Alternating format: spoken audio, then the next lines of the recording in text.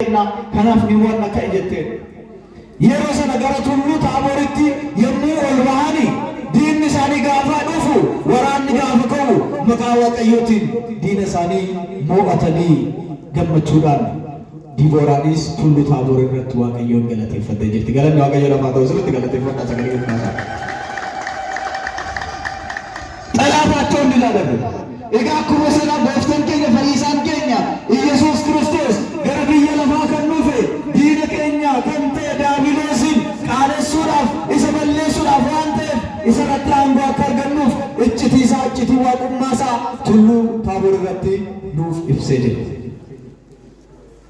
Kabira wanti ilaaluu qabnu Musee fi Eeliyaas maaliif filataman kan jedhu. Museenna Eeliyaas ለምን ተመረጡ? ለዚህ በማቴዎስ ወንጌል ምዕራፍ 16 ቁጥር 13 ጀምሮ ስንመለከት ጌታችን አምላካችን መድኃኒታችን ኢየሱስ ክርስቶስ ከ6 ቀን በፊት ማለትም ነሐሴ 7 ቀን ጥያቄ ጠይቆ ነበር ደቀ መዛሙርቱ። ሰዎች እኔን ማን ይሉኛል ብሏቸው። በዚህ ጊዜ ሐዋርያቱ አንዳንዶቹ ሙሴ ነው ይለዋል፣ አንዳንዶቹ ኤልያስ ይለዋል፣ አንዳንዶቹ ደግሞ ከነቢያት አንዱ ነው ይለዋል ብለው ሲመልሱ ጴጥሮስ ደግሞ አንተ የሕያው የእግዚአብሔር ልጅ ነህ ብሎ መስክሮ ነበርና ሙሴና ኤልያስ እንዳልሆነ እርሱ የሙሴና የኤልያስ አምላክ መሆኑን ሊያስተምራቸውና ሊያስረዳቸው ሙሴን ከሞተበት ከመቃብር ስፍራ ከየት ስፍራ አልኳችሁ? ከየት ስፍራ? ከመቃብር ስፍራ። አሁን ሰው ትምታዩት እንዴት ነው?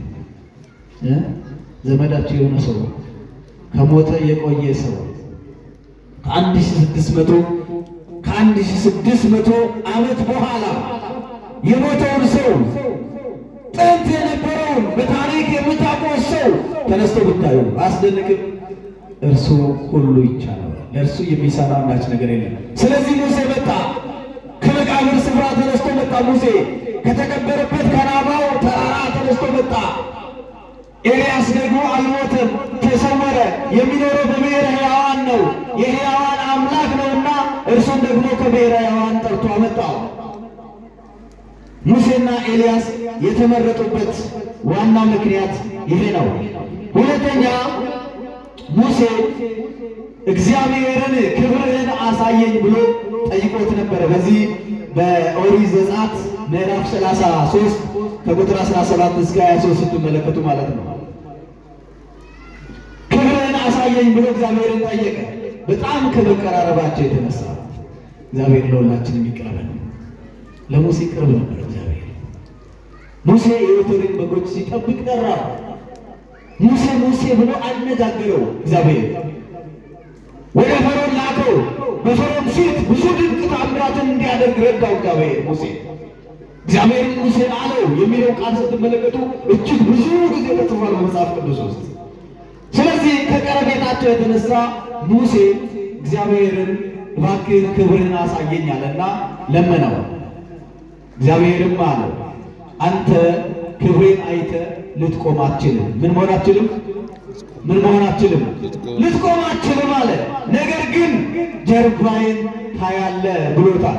ቃሉ ሰፊ ነው፣ ዝርዝሩን መጽሐፉ ላይ ተመልከቱት። ጀርባዬን ታያለህ ብሎት ነበርና እግዚአብሔር በኋለኛው ዘመን ከእመቤታችን ከቅድስት ድንግል ማርያም ተወልዶ በሥጋ በሰው ሥጋ ሲገለጥ እንደሚያየው ቃል ገብቶለት ስለነበረ ይህንን ለመፈጸም ሙሴን መርጧል ማለት ነው እግዚአብሔር።